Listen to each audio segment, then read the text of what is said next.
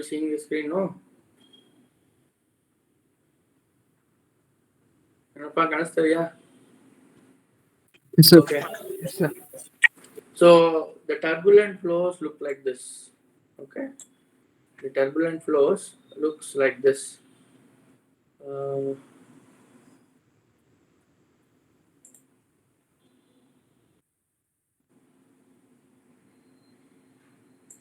yeah, let it be.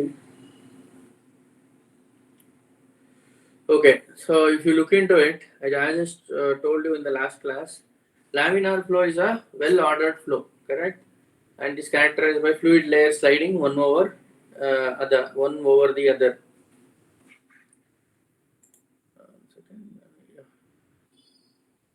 Okay. ಕೇಳಿಸ್ತದಲ್ಲಪ್ಪ ನಾ ಮಾತಾಡ್ತಿರೋದು? Okay, yeah. So if you see here, the flow is well ordered in the macroscopic sense, despite there will be a chaotic motion in the uh, it might be there might be a chaotic motion in case of microscopic level, but macroscopically if you see the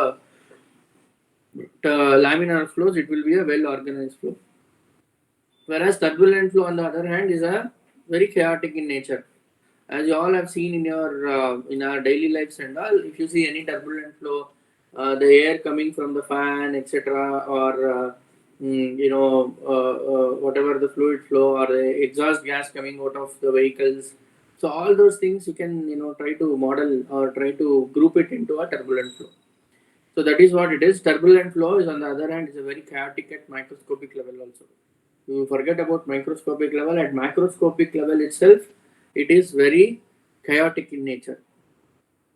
So example are like the air flowing in and out of the lungs, natural convection in room, all those things. So turbulence controls the drags on cars, aeroplanes, and bridges. It has created. You can see a lot of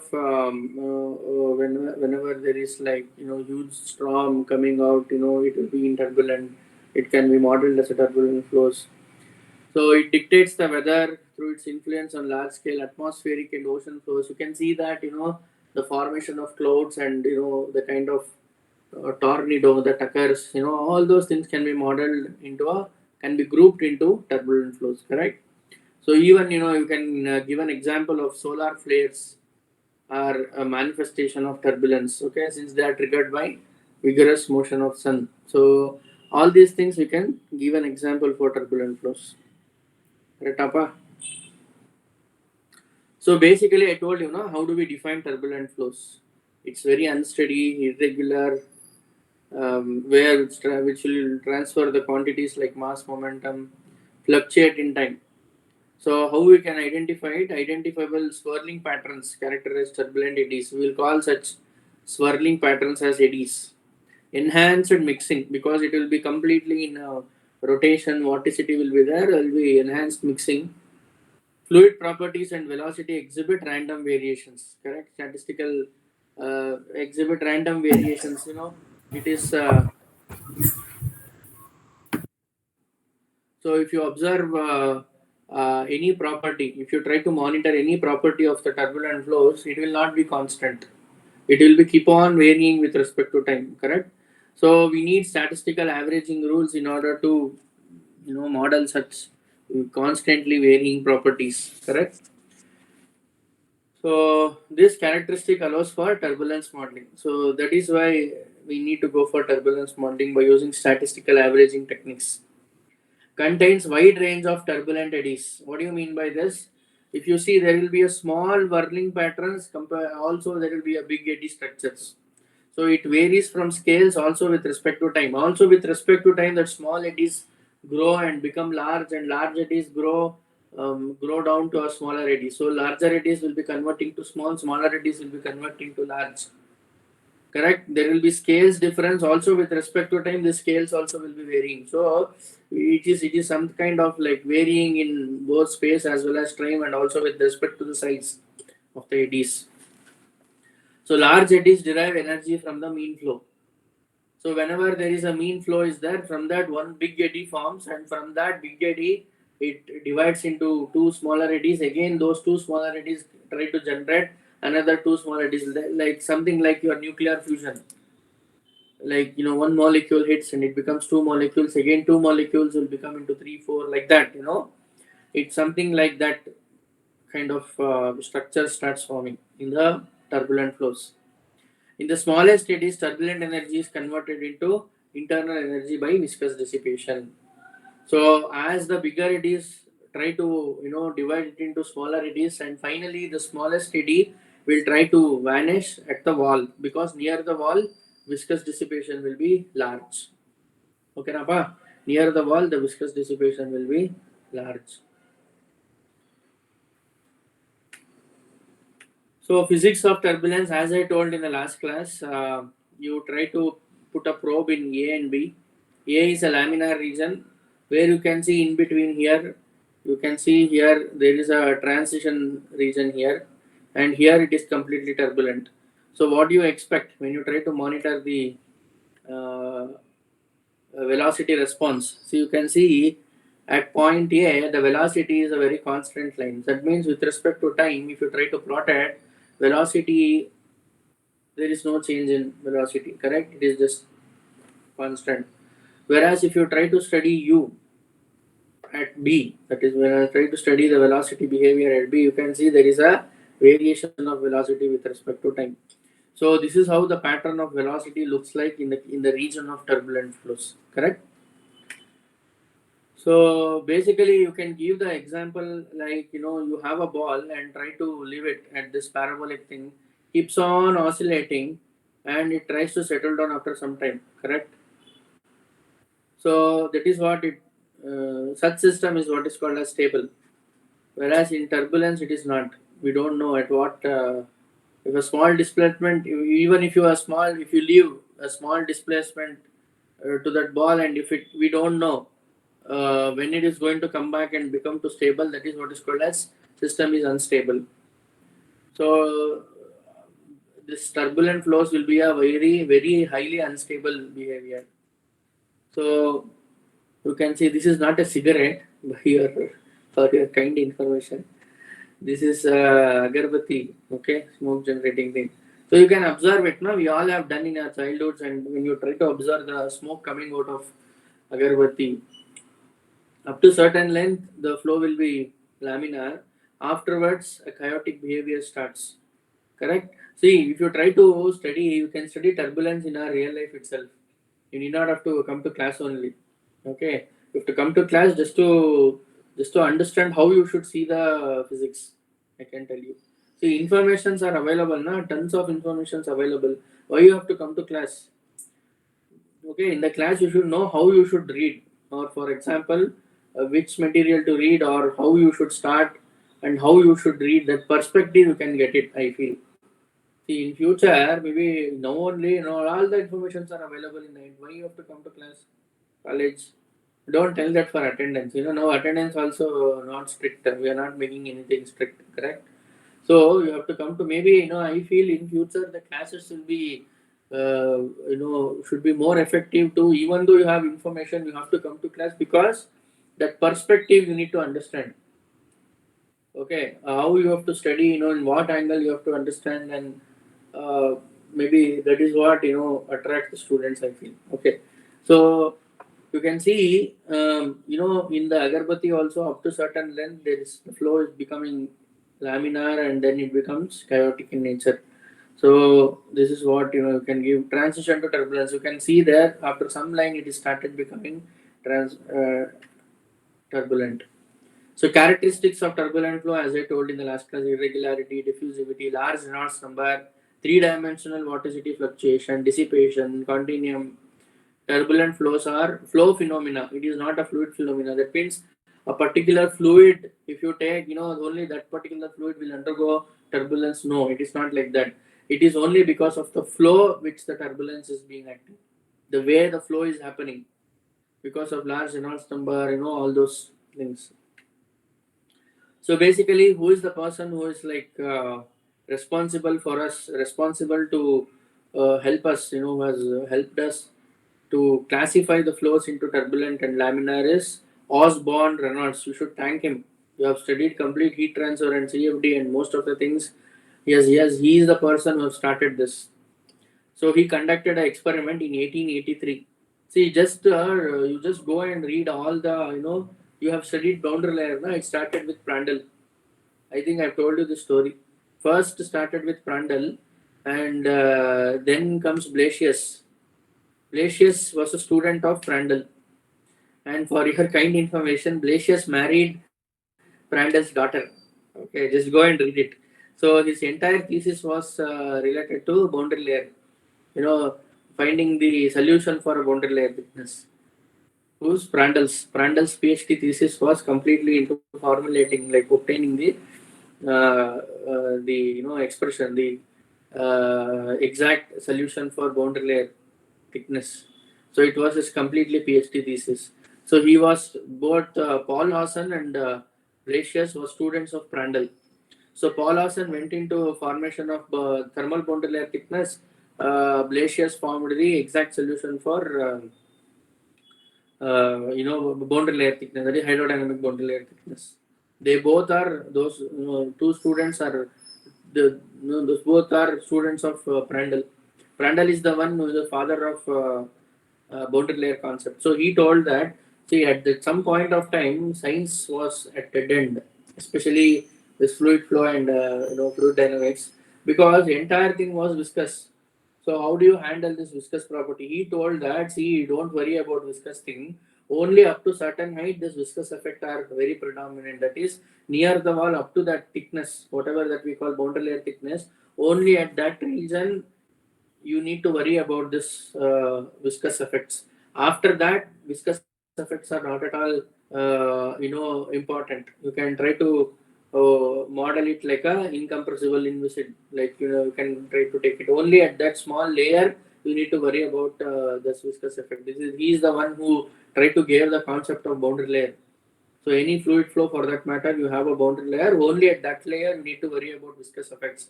After that layer, you need not have to worry. You can try to solve it like a inviscid flow. Okay, incompressible inviscid flow. You can try to flow. So like that, he gave it. Then later, those students came and so you should try to read all these things. Very very interesting. Okay. Always don't see Prime or something etc. YouTube. No, go and read this also. Very interesting, fascinating stories. They're going to give you a lot of how did they, came up with this concept. So why it is going to help you whenever you land up in some problem, etc., etc. Automatically you can map it to this. Oh, okay, whenever we have such kind of problem, maybe this might be a solution. You will get one more option of trying a solution for any problem wherever you landed up. Correct. So that's why you need to read such great people's stories. So Reynolds experiment. So what he did was he keep on varying the flow rate.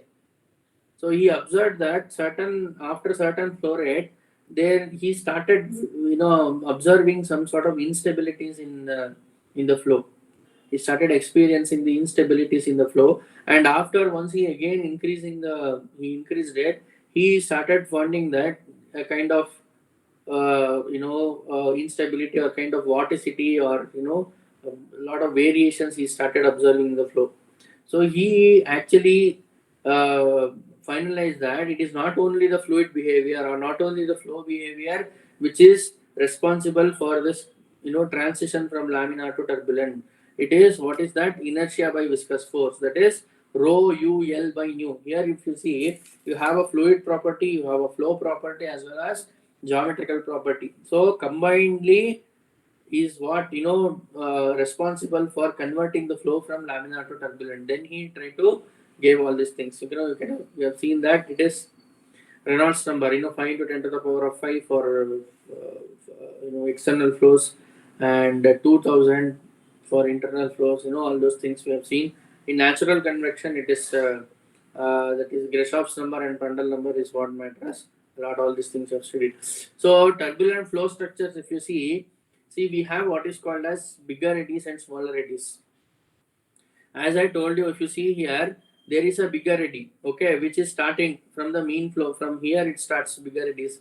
Then what happens? This bigger eddies divides into smaller eddies, okay, and these smaller eddies again into further smaller eddies, and finally the eddies will vanish near the wall because the viscous effect will be huge. Because of viscous effect, the smaller eddies dissipates as heat near the wall because viscous effects dominates these eddy structures. So dominates the turbulent flow and it these eddies. So basically, it is a kinetic energy. Please understand here, whatever this kinetic energy is there, that energy gets transferred here and forms smaller eddies, smaller eddies, like that it forms. And finally, the smallest eddy is going to dissipate, convert it into heat, and that heat will be absorbed near the wall due to the viscous effects. So this is how the turbulent flows happens. So that is where this K epsilon equation has been arrived. Kinetic energy generation, kinetic energy dissipation. Energy is generating and that is being transferred from one eddy to another eddy. And finally, what is happening near the wall? It is dissipating. So you have an equation for kinetic energy generation, that is K equation. Epsilon is nothing but the dissipation equation. Those who are solving any turbulent flows, it is dissipating. Okay, and near the wall, epsilon equation is nothing but it is dissipating the energy near the wall. See, if I had time, I would have parallelly, physical classes I would have taken, shown you so many things. It's okay. Now that's what. So scales of turbulent. What do you mean by Kolmogorov scale? Kolmogorov scale is that scale where a smallest eddy, I told you, that smallest eddy will vanish near the wall. That smallest eddy scale is what is called as Kolmogorov scale. That means that smallest scale where the eddy dissipates, that scale is what is called as Kolmogorov. Kolmogorov, again, one very great scientist. His contribution to mathematics is immense. Please go and read about that scientist, Kolmogorov scale. Kolmogorov is very, very, what I can tell, very great scientist. He got Nobel Prize for that actually.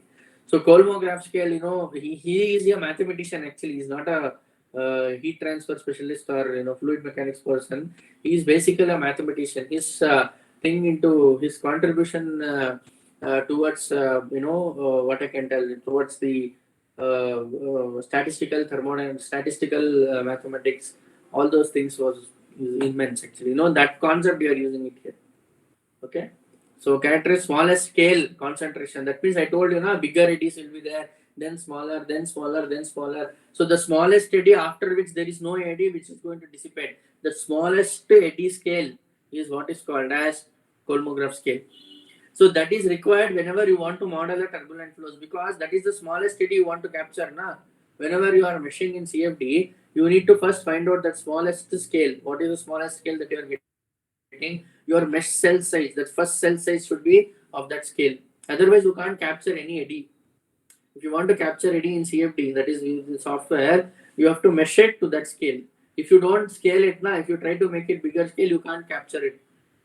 Are you able to understand? So that is what the importance of this Kolmogorov scale. If you go and study, if someone is doing work like MS or PhD on turbulence, they are going to worry about this Kolmogorov scale. If that is very predominant in nature, first they'll calculate the Kolmogorov scale, then try to mesh it. See, that's why this CFD it is completely connected to everything. You can't just learn the software and say that I've learned CFD. No, oceans of it's like an ocean.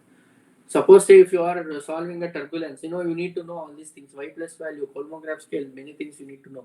ಅದೇ heat transfer ಮಾಡ್ತಾ ಇದ್ರೆ you need to know the conjugate heat transfer technique.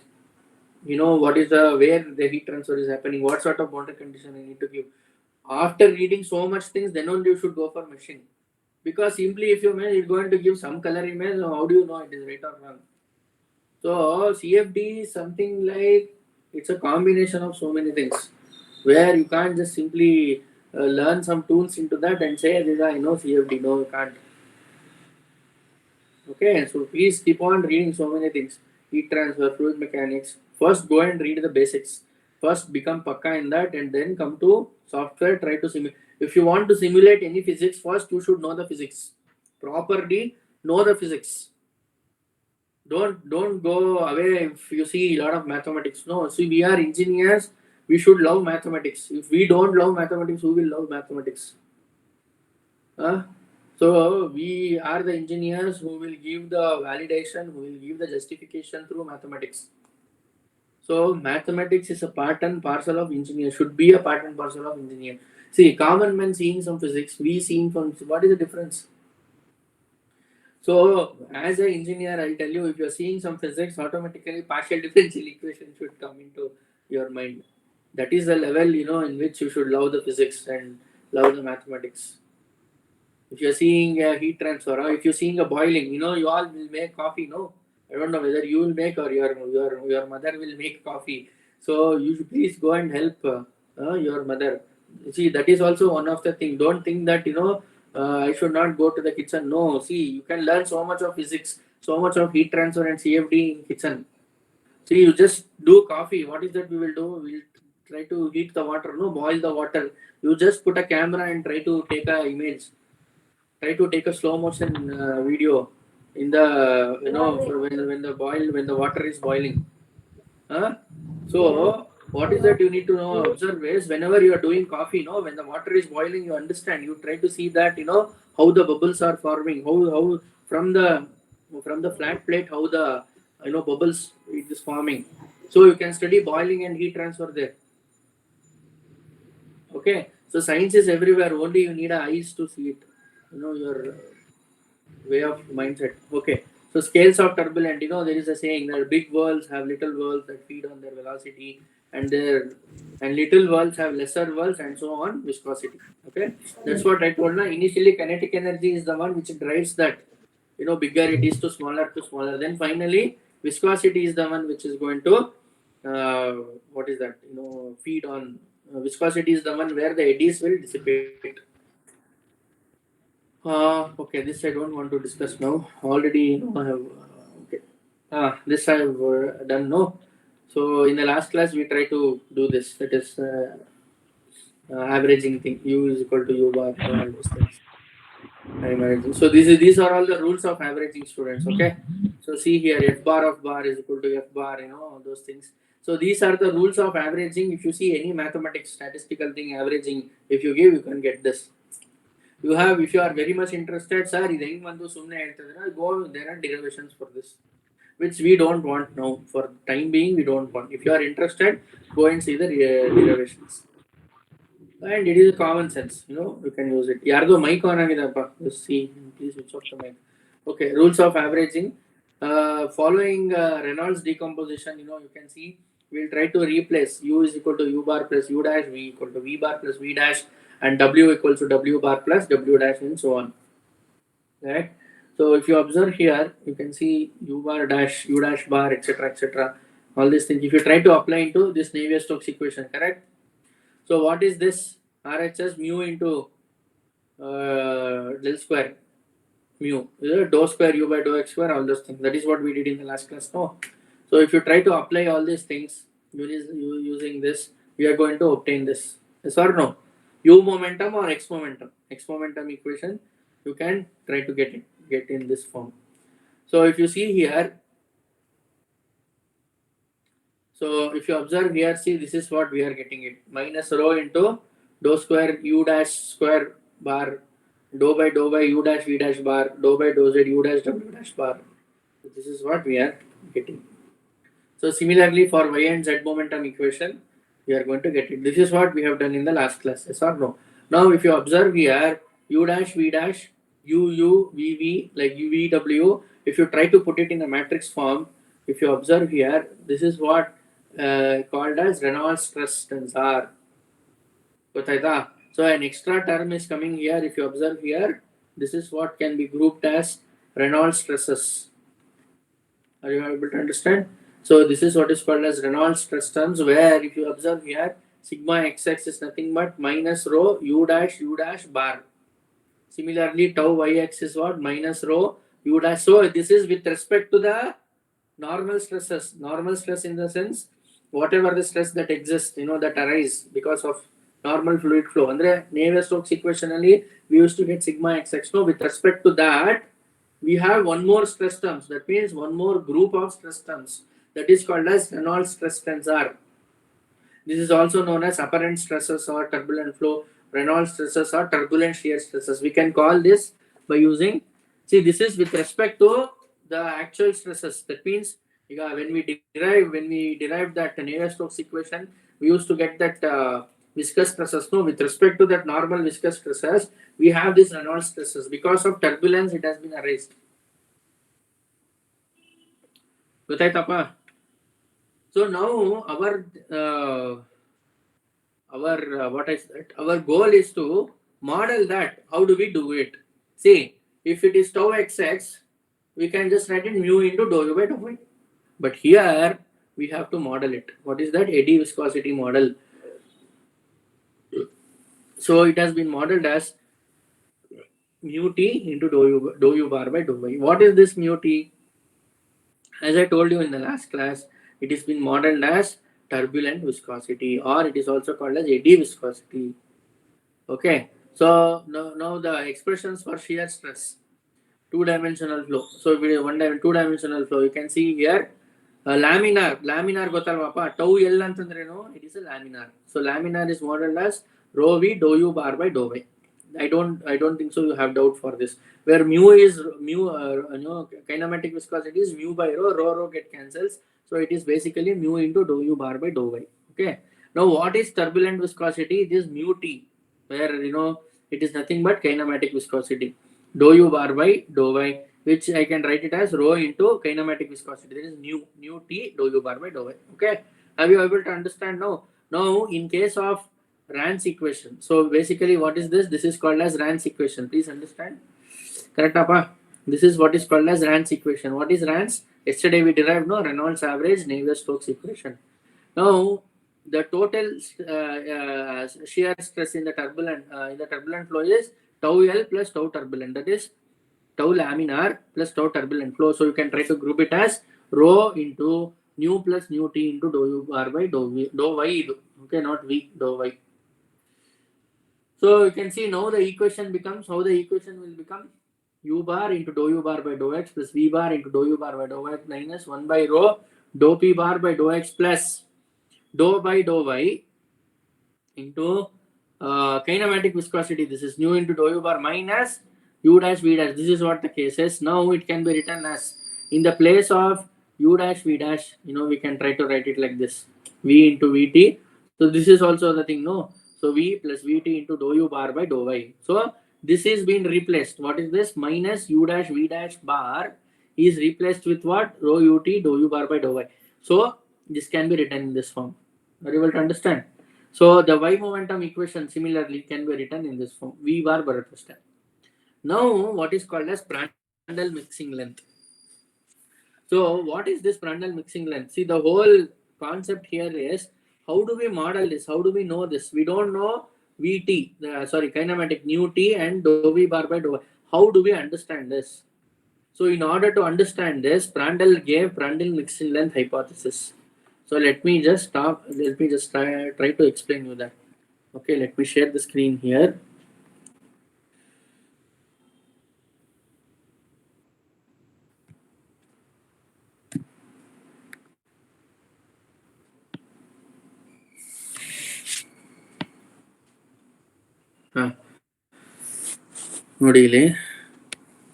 See, this finding this is a very Herculean task. So what Prandtl did was, suppose say you try to model the flow like this, and you have a boundary layer, you have a boundary layer and you have a flow happening like this, and there is a variation like this. ಏನಾಗುತ್ತೆ ಅಂತಂದ್ರೆ, in case of this is being separated with length, correct? Now if you see here, if you try to mark this as u bar of y, some distance y, okay, here up to certain distance there is a velocity u bar. Below that, if you try to take it as y minus l, here it is u bar of y plus l. Okay, napa? Very able to understand.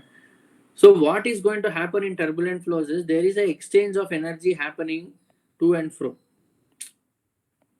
Okay, there is this transfer of elements, that is mass and momentum, keeps exchanging in the turbulent flows. So that length is what is called as Prandtl mixing length. So I'll give you an example. Suppose say you have two trucks. Okay, you have two trucks which are moving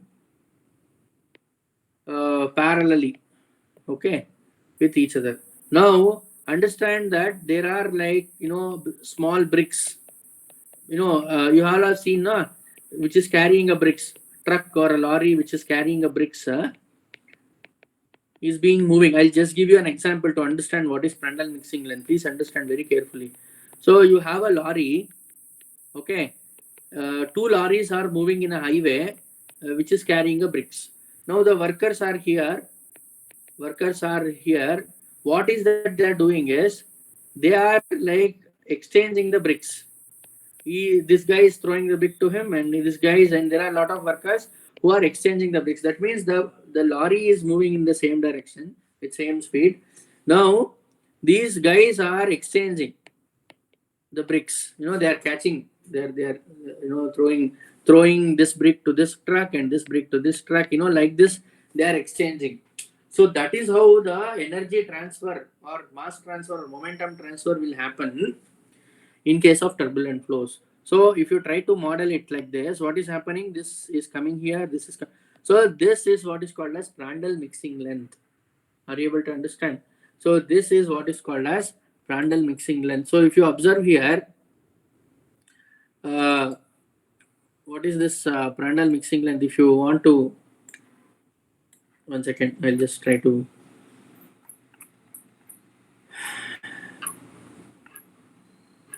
Give me 1 minute.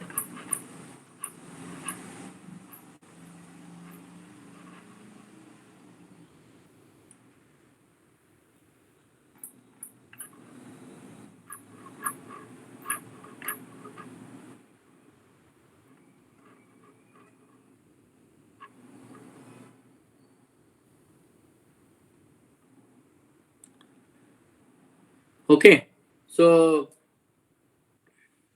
here the velocity will be different. If you see here the velocity is different, here the velocity is different, here the velocity is different, yes or no? Inside the boundary layer, if you see, so what is happening is, from here and here, it is trying to exchange. I gave you, na. So if you try to expand it using Taylor series expansion, suppose if you try to write it like this, suppose if you try to see here, say delta u1, if you try to write it, it can be written as, using Taylor series, you can try to write it, na, yes or no? So then again, similarly, u2 will be what? U bar x of y, here also x direction. So minus, sorry, it is u plus L minus u bar x of y. So this is nothing but equal to, so what is the rate of change of, so this is nothing but equal to what? L, approximately, not exactly, approximately equal to dou u x by dou y bar. So we can try to model like this. This is what Prandtl mixing length model is. Are you able to understand? So this is also equal to what? Dou u x by dou y bar. Are you able to understand? So this he tried to give. That means velocity at y minus L, velocity at y plus L minus y, it is approximately equal to what?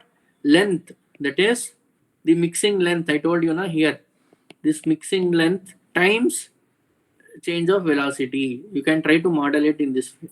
So if you try to model it like mod of this, which is nothing but of half of u1 delta u2, so which you can try to model it as dou u xy dou y bar. Okay, now similarly you can try to write it for v dash bar, which is also u dash bar mod, okay, which is like some constant of u dash. So that is nothing but what? Constant L into dou u bar by dou y. So this is what is called as Prandtl mixing length. So based on this Prandtl mixing length model, if you observe here, so you can try to give it like this. What is this? See here, say u dash v dash bar, which is nothing but equal to some constant we will bring in, u dash bar v dash Correct, Appa? So in the place of u dash v dash, what is that we can put? Minus c L square dou u x by dou y square. Correct? Ah? So which is nothing but equal to u dash v dash bar is nothing but equal to minus L square. Correct? So we know this u dash v dash is this. So which is nothing but, so what will be finally our, see what is that we are trying to do? We are trying to find out the expression for tau t. So tau t will be equal to what? Minus rho u dash v dash bar, which is nothing but equal to, now we got what is u dash v dash, rho times L square dou u x by dou y bar square. Is it okay, all of you? Now, what is that we can try to do? So tau t is nothing but equal to, we'll try to expand it, minus rho u dash v dash bar, which is nothing but equal to rho L square. We'll try to expand it, x by y dou u x by dou y. So obviously it is bar.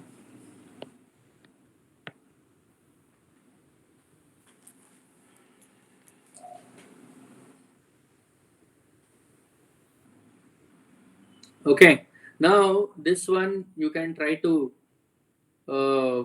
relate. If you try to put this, what is eddy viscosity?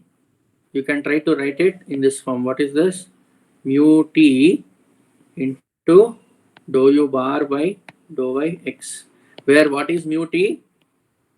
We were modeling mu t as rho into L square into dou u x by dou y. Are you able to understand? Yenappa? Godaita? Or you can try to write it like this. In terms of kinematic viscosity, if you try to write it, which is nothing but what? So divided by rho, no? So L square into dou u x by dou y. So finally we got an expression for what? Eddy viscosity. So what is that? Our eddy viscosity is nothing but L square into dou u x by dou y. So how did we obtain this? We obtained this using Prandtl mixing length hypothesis. So please understand. So what was our thing? What was our question? Our question was, how did we find out the expression for kinematic viscosity?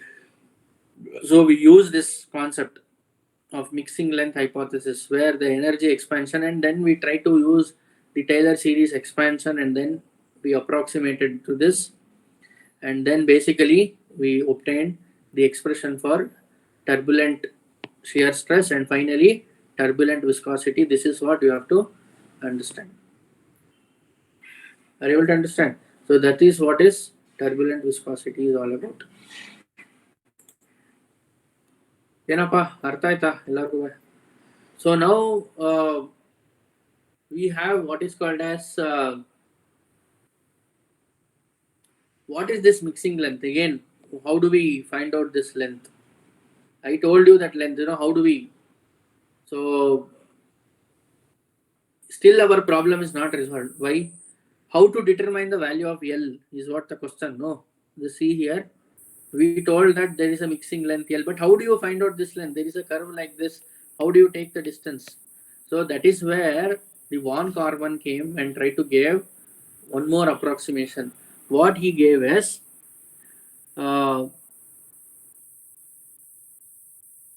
most widely used, in the field of turbulence, most widely used mixing length model. L is nothing but equal to, say, we try to use it like this. This is a constant, von Karman constant ಅಂತ ಕರಿತೀವಪ್ಪ, ಓಕೆನಾ? So ಅದು ಬರೆಯೋದು ಸ್ವಲ್ಪ ಹಿಂಗೆ ಬರೀತೀವಿ, into y. This is what it is. So where I'll tell you, this is what is called as von Karman constant. Von Karman constant. Is it okay? So this mixing length is multiplied with this. This is what is called as von Karman constant. Is it okay? Now if you see here, what is going to happen? So tau t will be equal to what? Rho into von Karman constant times y square. Correct? L square ಇದೆ ಅಲ್ವಾ? you can call it as capital something. One common constant at the y square into dou u bar by dou y whole square. Please understand. This is how final expression we are going to get it. Is it okay, all of you? Uh,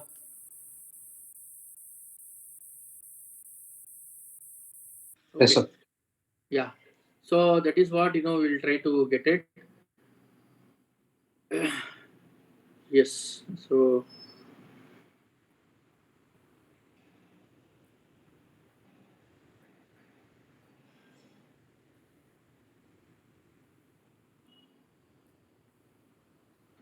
that is what the expression is.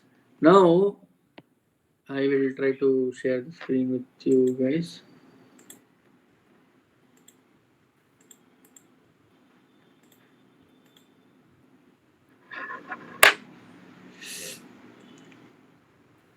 Give me a minute. Vilodi. Now why we need to do simulations? So prediction and design tools are required. All those things are there. So you can see experiments is very costly. Numerical method. These all things I know. See, to do simulations for turbulent, we need to do discretize the time, and the time discretization should be very very small. Please understand that discretization of time is very very very small. So that's why we use what is called as direct numerical simulation. Okay, so direct numerical simulation is solving the exact Navier-Stokes equation. Okay, so there are so many models here. Let me just tell you. These are all the solution for Reynolds average Navier-Stokes equation. You can just see what it does. So full description of all the ADs is DNS. Where statistical distribution, like whatever that we use, all the approximations, and then we will try to do it. That is what is called as RANS. That is Reynolds average Navier-Stokes equation. So now you can see solution methodologies. Simulation methodologies. Turbulent transport is due to vertical motions, that is eddies. So how do we capture those eddies? So full description of all eddies. We use direct numerical simulation. Statistical distribution, we use RANS equation. Partial description of eddies. Then we use what is called as large eddy simulations. So in order to do large eddy simulations, your computational power should be very very high.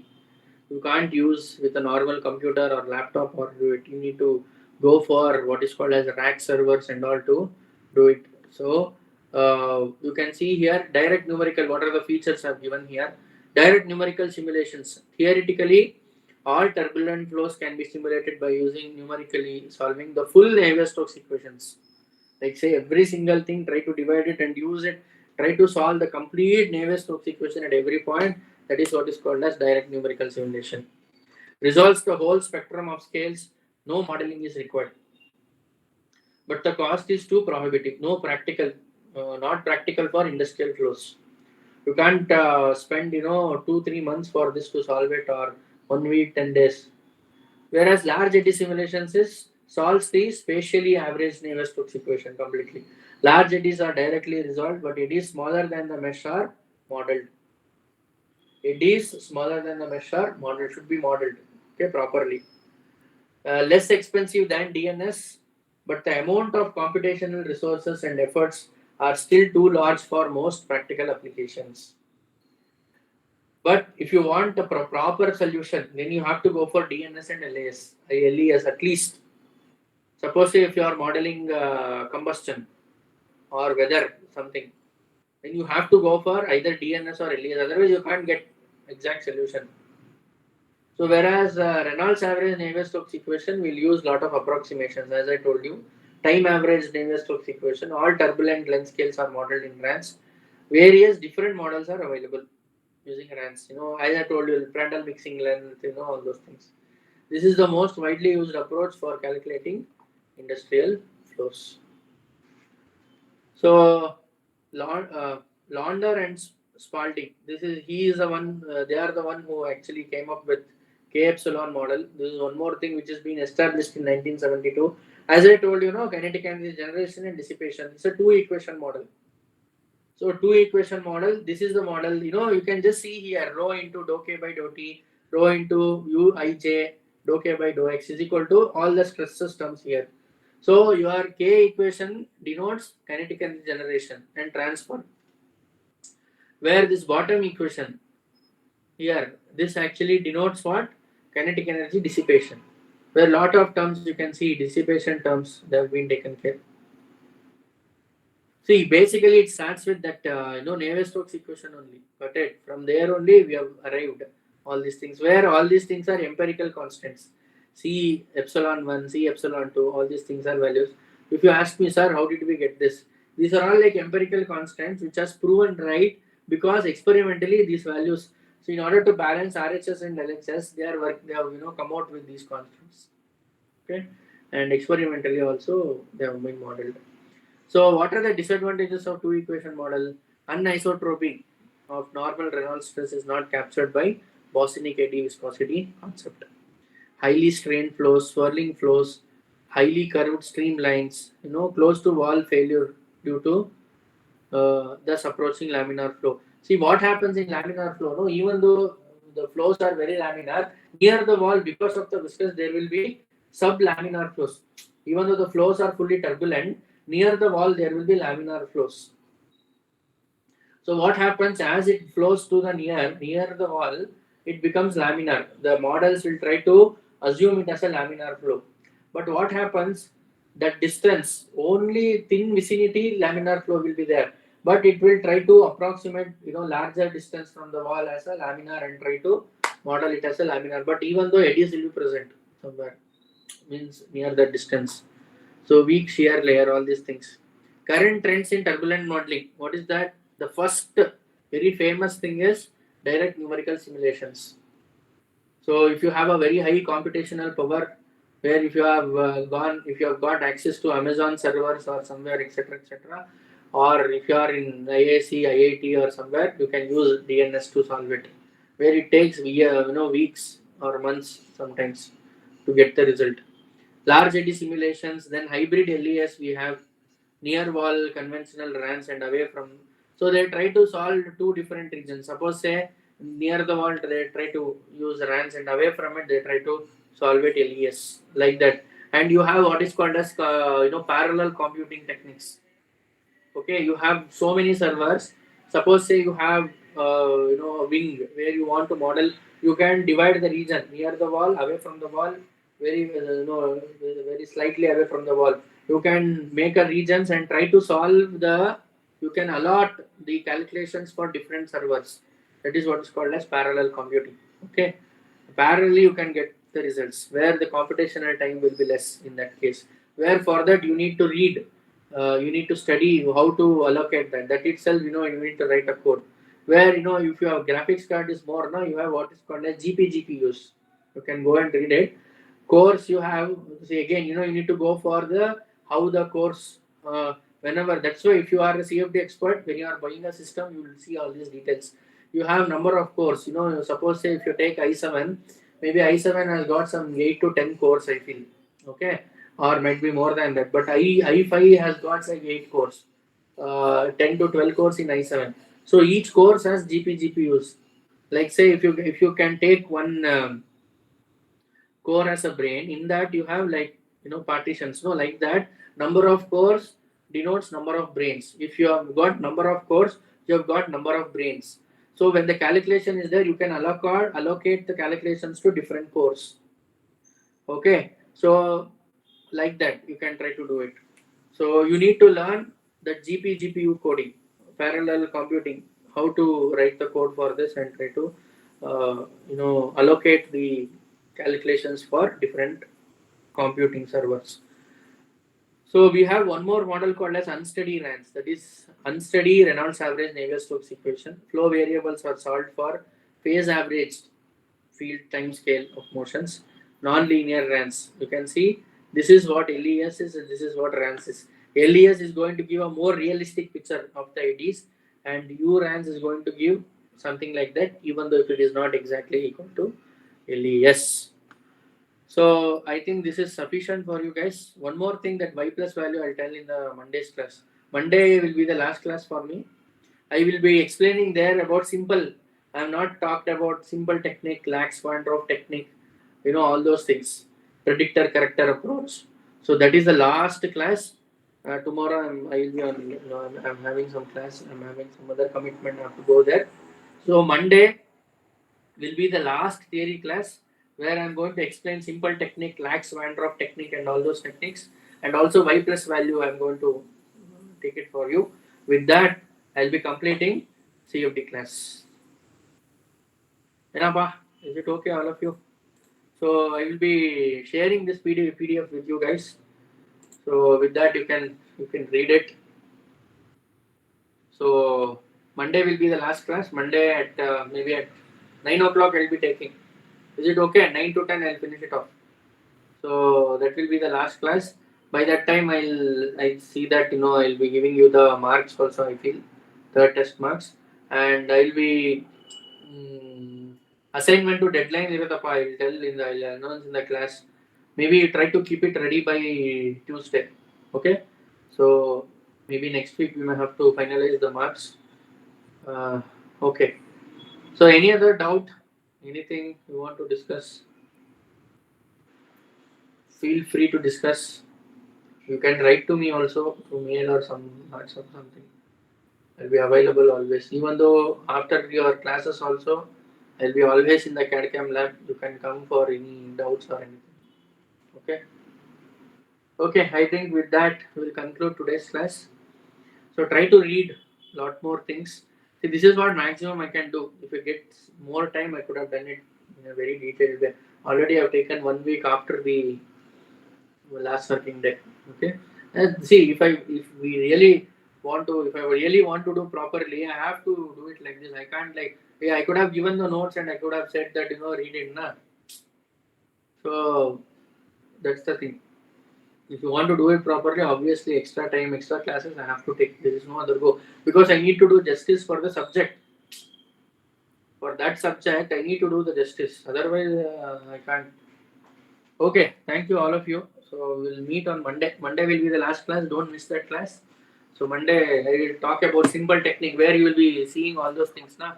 What is that simple technique? I'll explain. Lax Van technique, all those things, predictor character approach, all those things I will discuss in that class. Okay, thank you.